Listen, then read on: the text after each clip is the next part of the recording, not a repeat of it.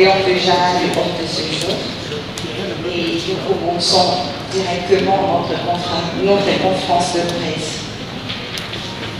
Est déjà fixé pour le 20 décembre. Puisque notre rendez-vous pour les élections est fixé pour ce 20 décembre, ce choix, c'est pour nous aider à faire aussi le choix en toute responsabilité. Avant de passer la parole à M. Anissé Yobora. Alors, on va d'abord passer à l'hymne national et le social.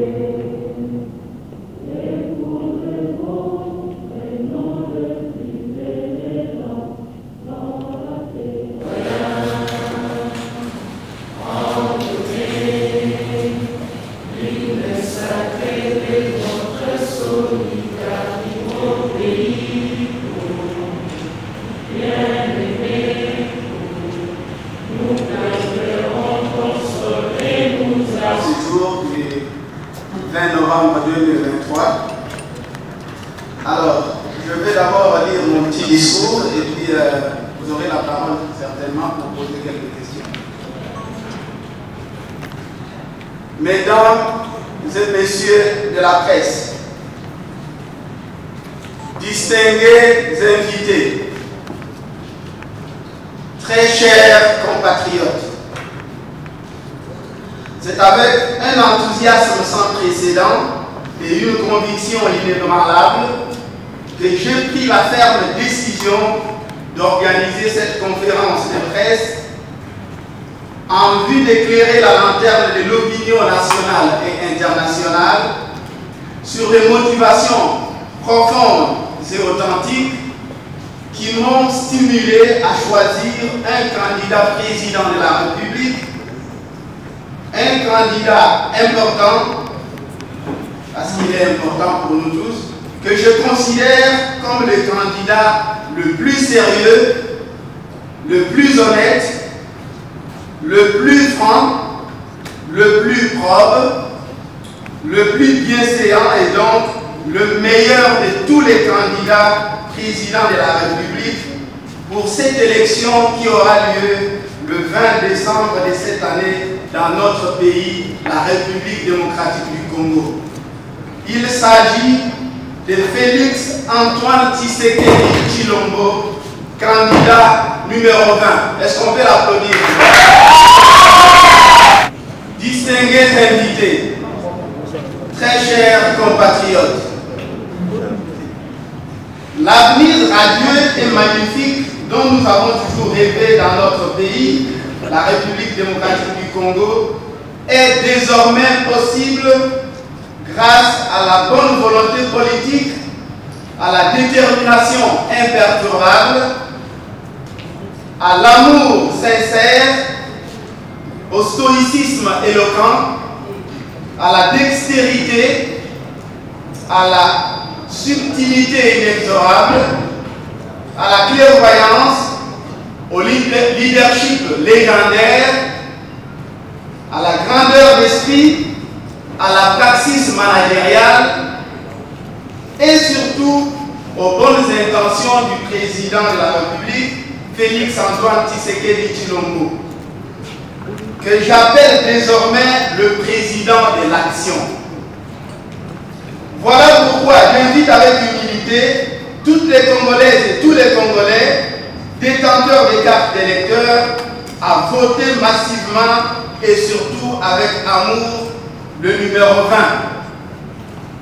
Sans crainte d'être contredit, j'affirme ici et maintenant avec un ton péremptoire que le président inoxydable Félix Antoine Tshisekedi Tshilombo jouit aujourd'hui d'un amour indéfectible de nous tous ses compatriotes et je suis convaincu que sa réélection que nous attendons avec impatience est une récompense logique consécutive à ses performances indiscutables dans la gestion de la chose publique, et cette réélection lui permettra certainement de parachever avec brio les chantiers structurels qu'il a déjà lancés et dont les réalisations pour certains sont déjà palpables. Loin d'être une simple logomachie, mon envolée discursive de ces jours est un signal fort dont les raisons valables existent en dépit des moments difficiles que traverse le monde en général et la République démocratique du Congo en particulier. Les moments difficiles auxquels je fais allusion ici sont en réalité les conséquences de la pandémie de la Covid-19 et la guerre en Ukraine. Néanmoins, posons-nous la question suivante. Pourquoi devrions-nous réélire Félix Antoine Tshisekedi Tshilombo? Pourquoi devrions-nous accorder un second mandat à Félix Antoine Tshisekedi Tshilombo? La réponse est simple. Voici 20 raisons majeures pour lesquelles nous devons tous voter le numéro 20. Je me répète. Voici 20 raisons majeures pour lesquelles les femmes et les hommes congolais doivent inéluctablement voter le numéro 20. Première raison, le président Félix Antoine Tshisekedi Tshilombo a réussi à rendre l'économie congolaise florissante et résiliente malgré les chocs exogènes et endogènes. Parmi les chocs exogènes, nous citons particulièrement la guerre ukrainienne à la base de l'inflation qui a affecté les économies de plusieurs pays, y compris celle de la République démocratique du Congo. Sur le plan endogène, l'escalade de la violence dans l'est du pays a été un facteur déstabilisant à tout point de vue. En dépit de tous ces chocs, le président de la République s'est montré proactif en peaufinant des stratégies efficaces ayant permis à notre cher et beau pays de réaliser des progrès historiques, car notre pays a triplé ses recettes qui sont passées de 4 milliards de dollars il y a 3 ans à 16 milliards de dollars aujourd'hui. Et tout cela a été rendu possible grâce à la mobilisation décuplée des recettes du trésor public par les régies financières, à savoir la DGI, la DGA, la DGDA et la DGRA. Au sujet de la mobilisation des recettes, je salue ardemment un homme qui a joué un rôle exceptionnel. Il s'agit du ministre des Finances Nicolas Kazadi, qui est un grand réformateur. Nicolas Kazadi est un juriste sur le plan économique et surtout s'agissant de la gestion des finances publiques. Voilà un homme méritoire et doté d'un comportement vertueux, car grâce à ses valeurs cardinales et intrinsèques, toute l'État qui minait le secteur des finances publiques dans notre pays commence à disparaître les unes après les autres, en l'occurrence, les mauvaises pratiques à la base de l'évasion fiscale, la concussion, la liste n'est pas exhaustive.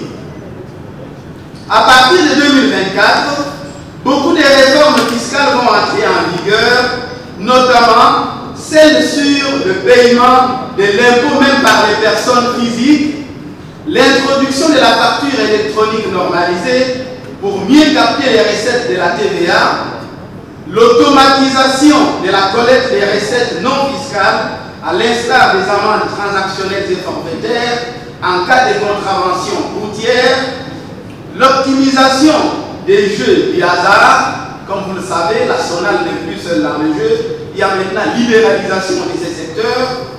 Les efforts inlassables visant la diversification de l'économie congolaise, etc.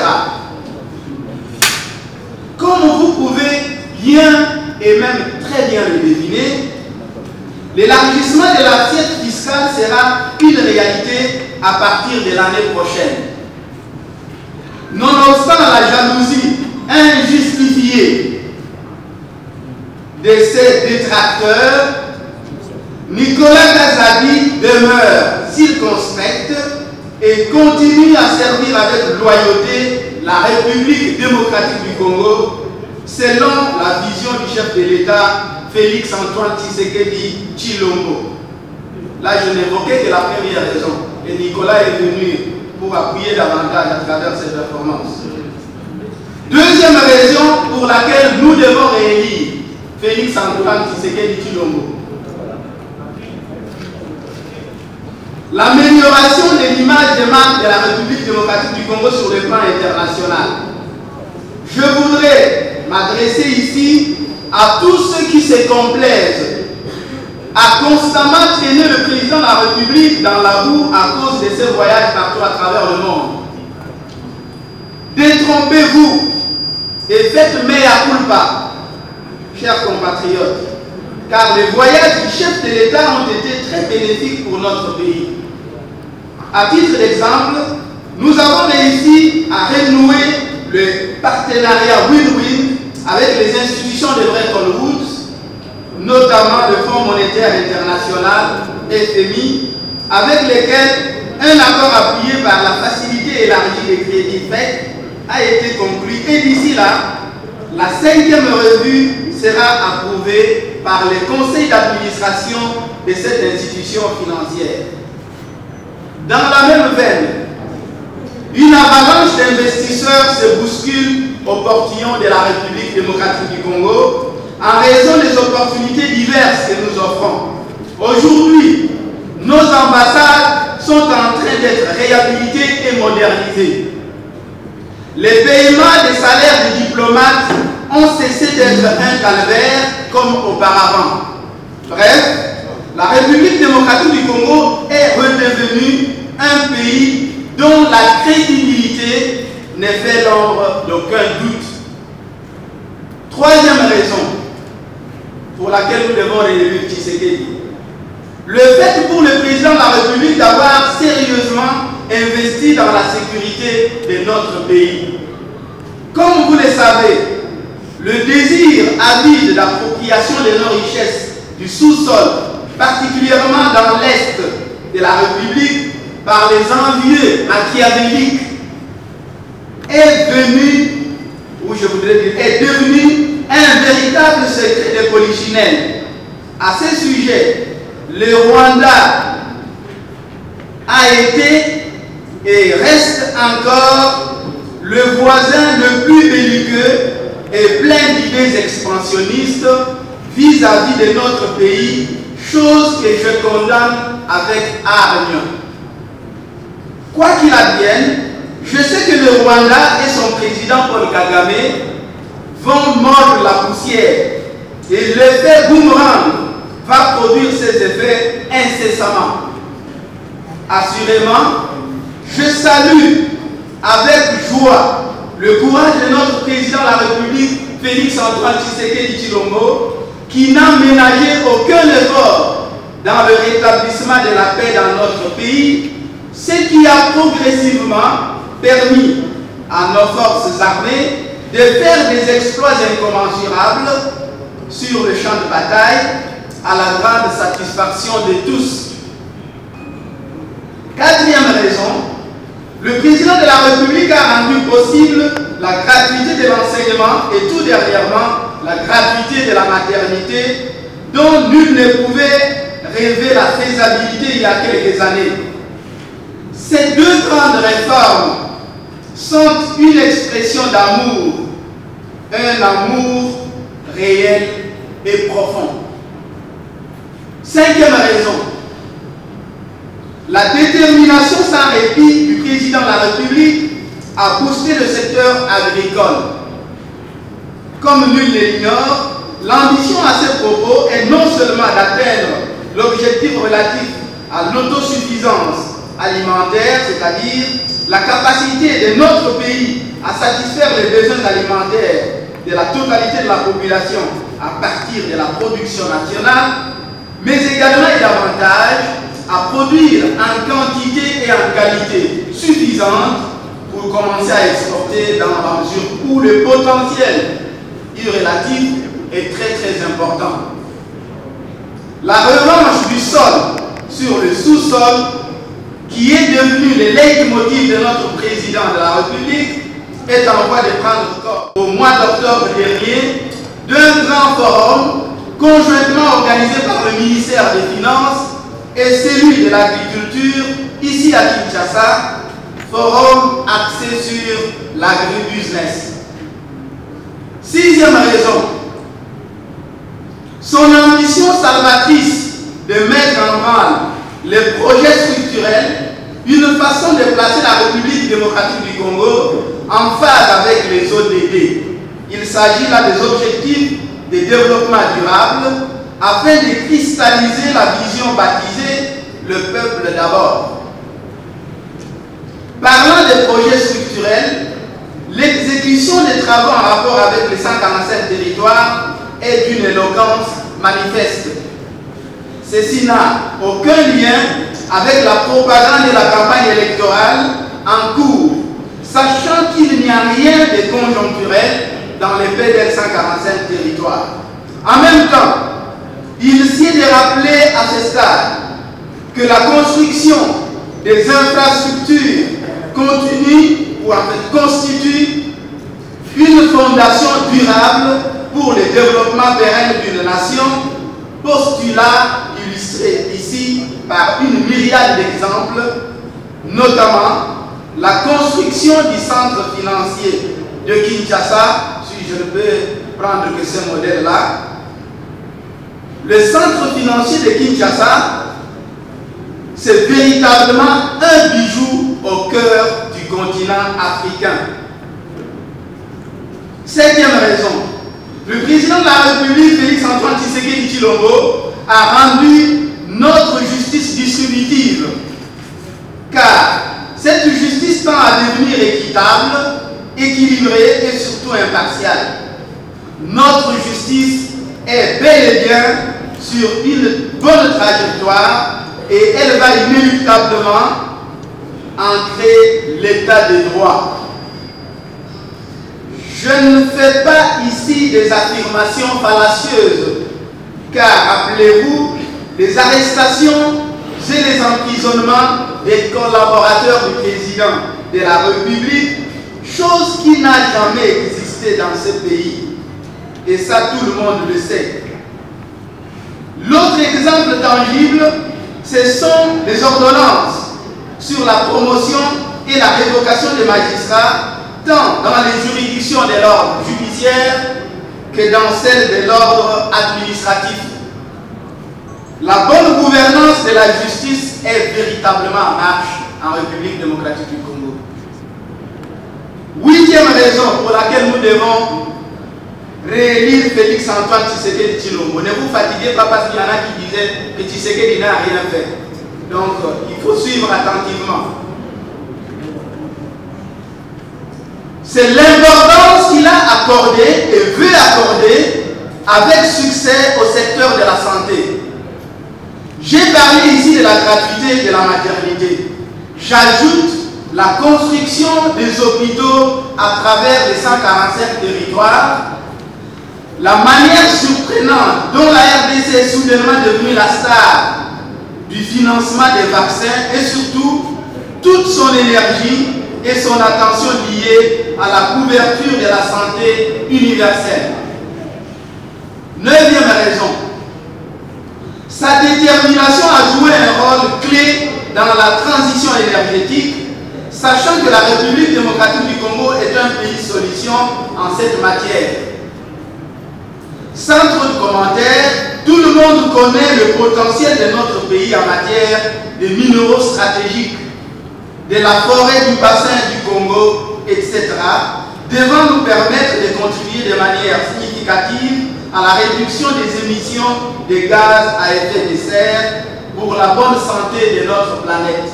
Et la RDC, comme vous le savez, va jouer un rôle prépondérant dans la lutte contre les émissions de gaz à effet de serre, ce qui constituera un élément important pour réduire les réchauffements climatiques. 10e raison, l'investissement dans le capital humain.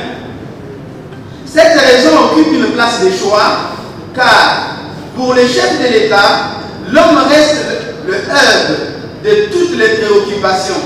L'investissement dans l'homme comporte plusieurs facettes, notamment la formation des bases et surtout le renforcement des capacités pour permettre à l'homme congolais de s'acclimater aux exigences de la société moderne. Le combat du chef de l'État est celui de placer la République démocratique du Congo sur la trajectoire des pays émergents.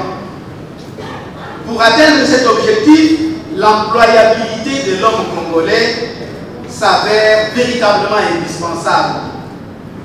11e raison, la lutte contre la corruption est devenue un véritable cheval de bataille pour le président de la République et cela se concrétise à travers le nouveau paradigme mis en place par l'Inspection générale des finances, à savoir le contrôle a priori, le contrôle a posteriori et le contrôle concomitant. L'IGF a joué un rôle catalyseur dans l'implémentation de la bonne gouvernance en République démocratique du Congo. Grâce au comportement imperturbable, flegmatique et surtout intrépide de son inspecteur général chef de service, Jules Alinguete, cet établissement a tétanisé même les prévaricateurs les plus impénitents.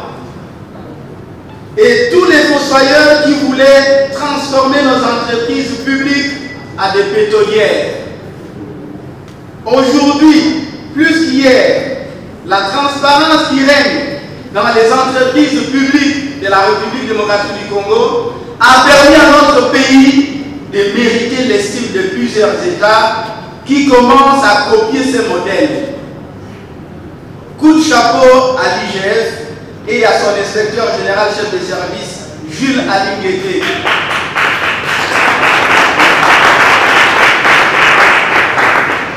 La nation congolaise vous sera toujours reconnaissante. Mesdames et messieurs de la presse, très chers compatriotes, sur les 20 raisons pour lesquelles nous avons l'obligation de réélire Félix-Antoine Tshisekedi Tshilombo, candidat numéro 20, 11 viennent d'être énumérés. Pour les 9 qui restent, elles feront l'objet d'autres activités médiatiques pendant cette campagne électorale. Entre-temps, je vais quand même les citer. Il s'agit de 12, l'eau et l'électricité. 13, le secteur des assurances. 14, les investissements dans le secteur minier et le projet visant la diversification de l'économie congolaise. 15, la matérialisation de la démocratie dans notre pays. 16, la matérialisation de la liberté de presse et autres libertés relatives aux droits de l'homme. Je vais quand même faire un petit commentaire ici avant d'évoluer. Si vous regardez très bien, notre presse a pris une autre tournure, une tournure professionnelle. Et je voudrais saluer ici, sans hésitation, le ministre de la Communication, Patrick Mouyaya, dans une approche pittoresque, dans une approche différente des autres nations, commence aujourd'hui à faire parler les experts de tous les secteurs. Et parmi les experts, il y a des ministres. Presque 2, 3, 4 fois, où chaque semaine, chaque jour, ces derniers temps, vous avez ce que nous appelons le briefing sur la radio-télévision nationale congolaise. Certains pensaient que cette génération est une génération sacrifiée, parce que Mouya est de ma génération. Mais voilà un garçon dont la compétence parle d'elle-même. Ces émissions sur la RTNC ont permis à la nation congolaise d'avoir des informations de première main, des informations sûres en rapport avec ce qui se passe à travers l'étendue de la République démocratique du Congo.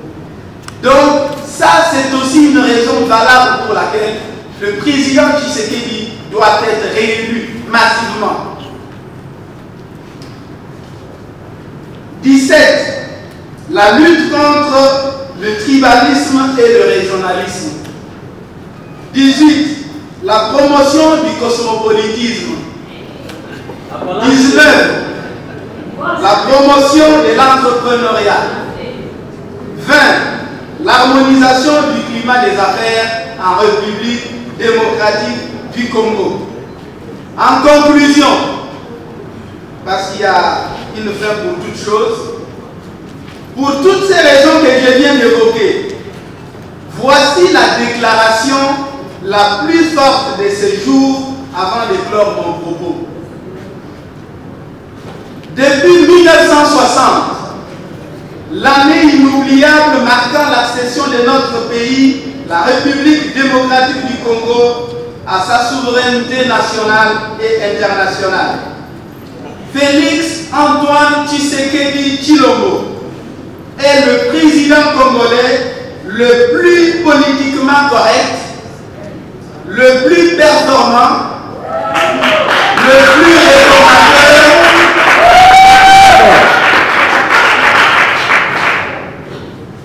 je vais reprendre pour que vous suiviez jusqu'à la fin. Cette partie-là est importante.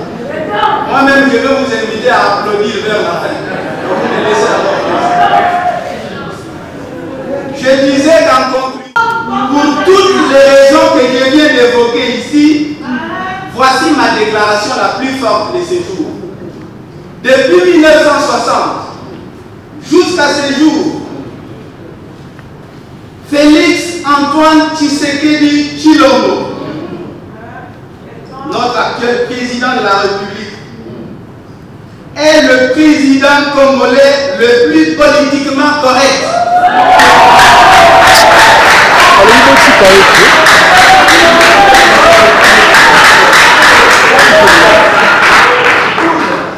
Le plus performant, le plus réformateur, le plus pragmatique et le plus proche de son peuple.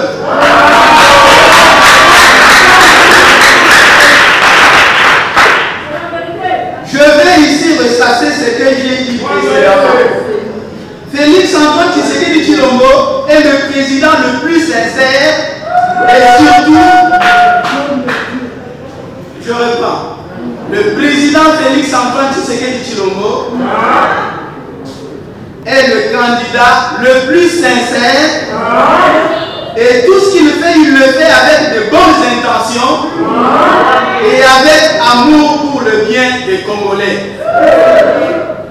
De tous les candidats présidents de la République à cette élection de décembre 2023, Félix Antoine Tshisekedi Tshilombo est le candidat le plus sérieux, le plus honnête, le plus franc, le plus intègre, le plus probe, le plus bienséant et donc le meilleur de tous. C'est pourquoi je vous invite tous avec humilité à voter massivement le numéro 20 pour l'émergence de la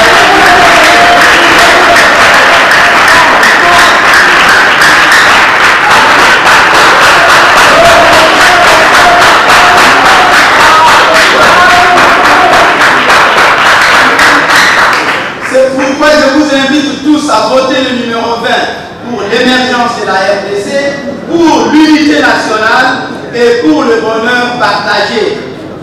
Quel que soit le côté où l'on se penche, il demeure indéniablement vrai que Félix Antoine Tshisekedi Tshilombo est le candidat le plus populaire et par conséquent, croyez-moi, il va battre tous ses adversaires à plate couture. Que Dieu bénisse la République démocratique. Que Dieu bénisse le peuple congolais et que Dieu bénisse Félix Antoine Tshisekedi Tshilombo pour sa réélection que nous attendons avec impatience. Je vous remercie. Merci. Voilà, une seule question. Pourquoi devons-nous réunir Félix Antoine Tshisekedi? Et vous avez bien expliqué. Et le 9 autres ont quand même été cités. Alors on va passer. Et dès que vous avez les micros, vous commencez par vous présenter. Oui, donnez le micro ici.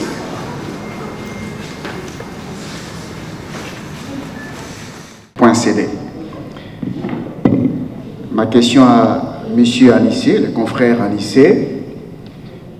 5 autres candidats présidents de la République parce que les autres n'ont jamais été présidents de la République. Et vous avez évoqué plusieurs réalisations du président de la République.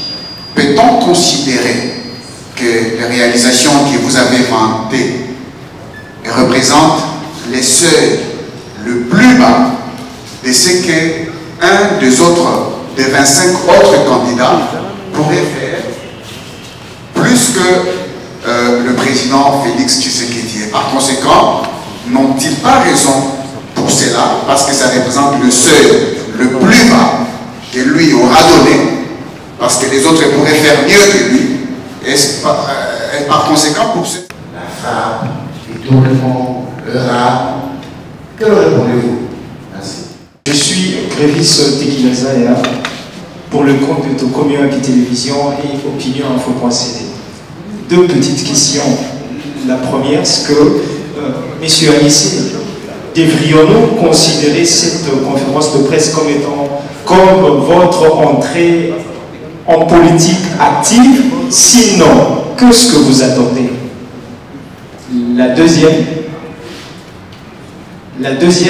que répondez-vous à ceux qui pensent que Félix Tshisekedi est le président le plus tribaliste de la RDC?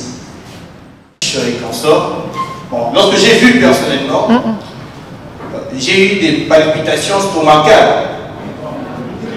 Et puis mes larmes coulent à froid. Est-ce que Anissé Yomboranyama, le journaliste que nous avons connu, a laissé place à Anissé Yomboranyama, le politique? Deuxième question, vous avez énuméré les réalisations du chef de l'État. Alors, il ne se sentirait président de la République que lorsque il aura rétabli.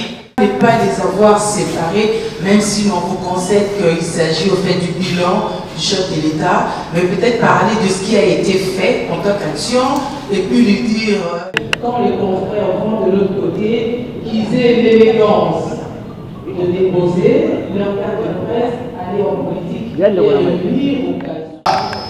Si c'était un autre candidat, je pense que j'ai bien compris sa question.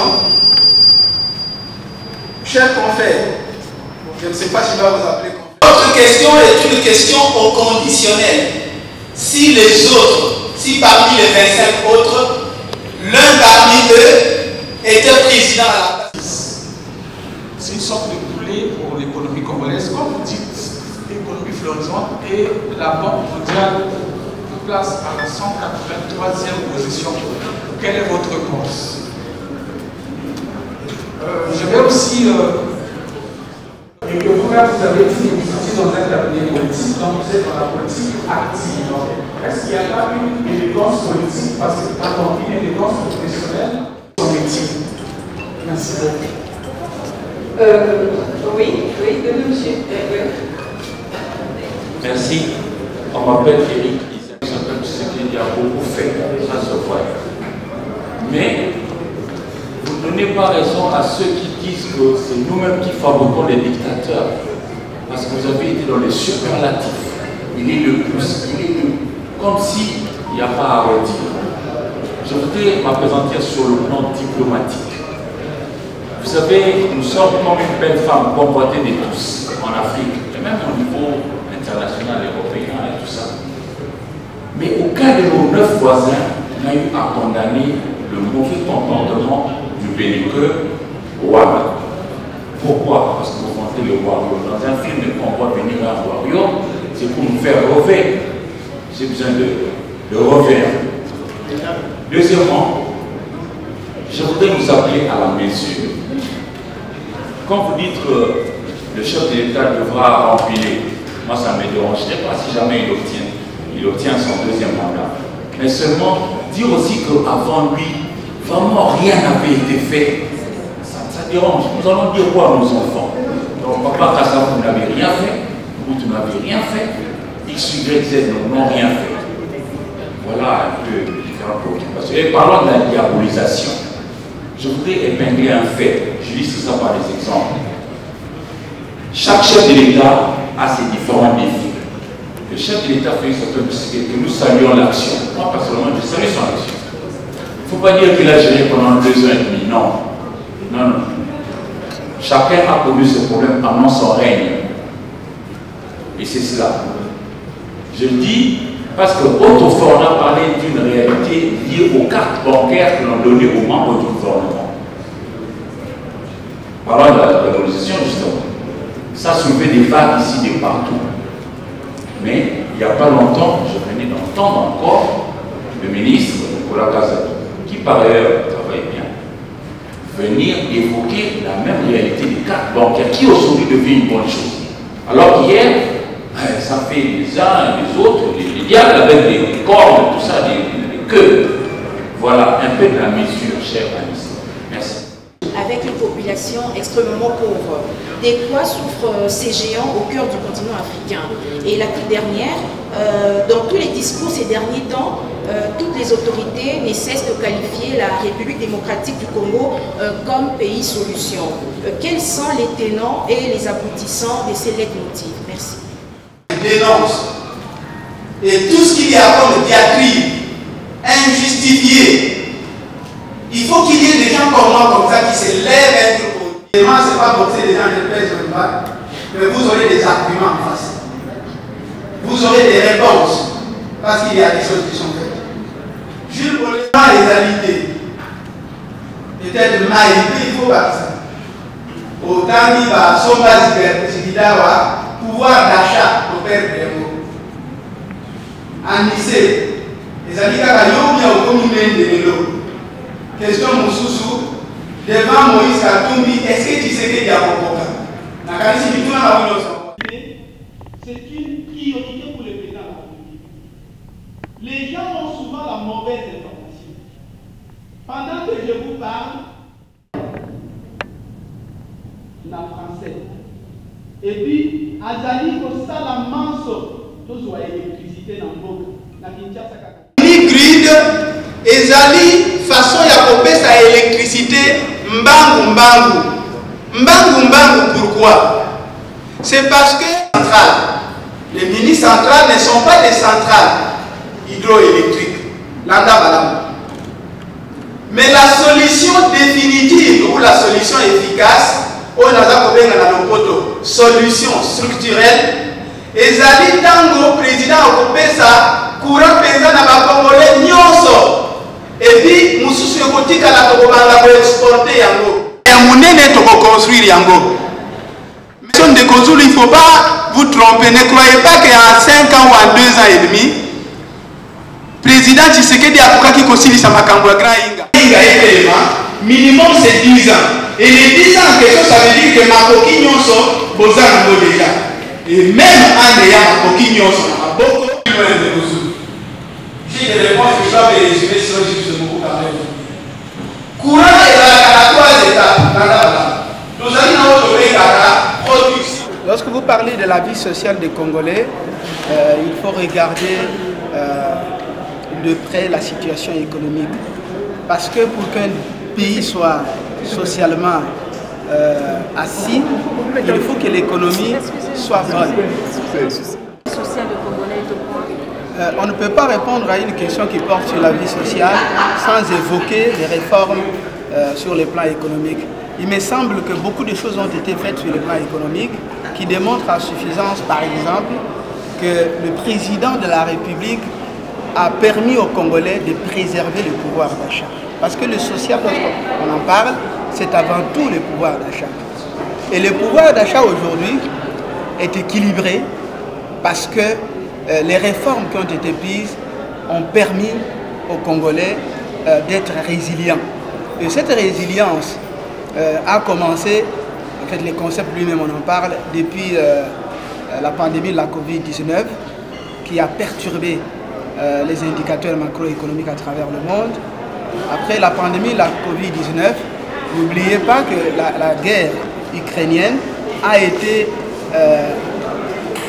joué un rôle négatif dans l'évolution des choses à travers le monde. Si nous prenons seulement l'Ukraine et la Russie, ces deux pays-là, qui représentent en réalité 53% des produits alimentaires consommés à travers l'Union européenne et dans d'autres pays à travers le monde, vous avez compris que la surchauffe qu'il y a eu pendant cette période-là ne pouvait pas permettre aux économies du monde de fonctionner normalement. En l'occurrence, la République démocratique du Congo. Et le président Tshisekedi arrive dans ce contexte-là difficile, mais il fait des choses exceptionnelles. Alors pour mieux comprendre la situation sociale de la RDC, il faut la contextualiser. Vous la contextualisez par rapport à la Covid-19 et par rapport à la guerre en Ukraine. Mais malgré cela, nous sommes restés une économie résiliente qui a contribué au secteur social de manière significative. Je vais vous donner un seul exemple. Les subventions par rapport au pétrole, c'est beaucoup d'argent payé aujourd'hui par le gouvernement congolais, ce qui permet aux ménages de continuer, de survivre. Parce que si le carburant devait se vendre à un certain montant, on a baissé sensiblement les montants parce que c'est l'État qui paye à la place du petit peuple. C'est vrai qu'il y a des réformes parce que les miniers, par exemple, à ce niveau-là, les choses peuvent être revues. Mais de façon succincte, la vie sociale du Congolais, elle est bonne. Mais elle va s'améliorer. Alors en termes de sécurité, aujourd'hui, lorsqu'on parle d'élection, on voit également la participation de tous les Congolais. Oui. Mais aujourd'hui, nous avons des zones qui sont touchées. Oui. Nous avons l'Est du pays aujourd'hui encore en guerre. Et ajouter à cela la situation des déplacés de la zone de Bandundu, de la province de Bandundu aujourd'hui. Ils sont plus de 6 000 qui ont traversé pour le Congo-Brazzaville, notamment dans la Likwala, qui vivent là-bas. Alors, est-ce que cette élection, on peut dire que ça, c'est pas un autre problème pour la crédibilité de cette élection? Madame, la situation sécuritaire nous préoccupe tous. Et je pense que le président de la République, qui travaille dans le sens de voir ces élections être organisées pour qu'elles soient inclusives, est une préoccupation majeure. Cette préoccupation, c'est aussi votre préoccupation, c'est ma préoccupation, c'est notre préoccupation à nous tous. Mais il faut retenir une chose, la plus importante, et ça je crois que je n'en ai pas parlé dans la conférence de presse, c'est que contrairement aux autres élections, celle de 2023, ce sera des élections les plus démocratiques, les plus transparentes et les plus crédibles. Parce que regardez le processus tel qu'il a évolué. En dépit de quelques soucis que nous avons sur le plan sécuritaire, ça et là dans quelques zones. Parce que la République démocratique du Congo doit continuer à vivre. Nous devons continuer à travailler, nous devons continuer à mettre en place toutes nos réformes pour aller de l'avant. Les élections constituent des soubassements. Et le fait pour le président de la République d'avoir tout fait pour que les élections aient lieu dans le délai constitutionnel, c'est quelque chose de capital qu'il faut saluer. Ces élections seront les plus crédibles, les plus transparentes. Pourquoi? Parce que tel que le processus a évolué jusqu'à aujourd'hui, il n'y a pas une élection dans le passé qu'on peut comparer à celle de 2023. Parce qu'en 2006, rappelez-vous ce qui s'est passé, il y a eu mort d'homme. En 2011, rappelez-vous ce qui s'est passé, des contestations, ça et là. Parce qu'il y avait des candidats présidents qui estimaient qu'ils étaient les plus importants et qui n'ont pas permis à la République d'organiser des élections libres, démocratiques et transparentes. En 2018, c'était des élections difficiles, je ne peux plus rappeler les contextes, mais elles étaient plus ou moins bonnes, celles de 2018. Mais aujourd'hui, nous avons un président qui va organiser les meilleures élections de l'histoire de la République démocratique. C'est vrai qu'elles ne seront pas parfaites. Il n'y a que Dieu qui est parfait. Mais le travail abattu par le président de la République avec son gouvernement est à saluer par tous.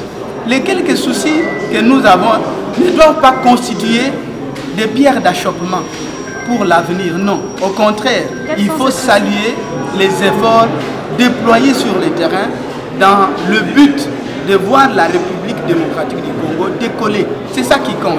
Les restes, c'est des soucis qui existent bien sûr, mais avec le temps, chemin faisant, nous allons nous améliorer. Monsieur Anissé, vous avez évoqué lors de votre discours le problème de l'eau et de l'électricité.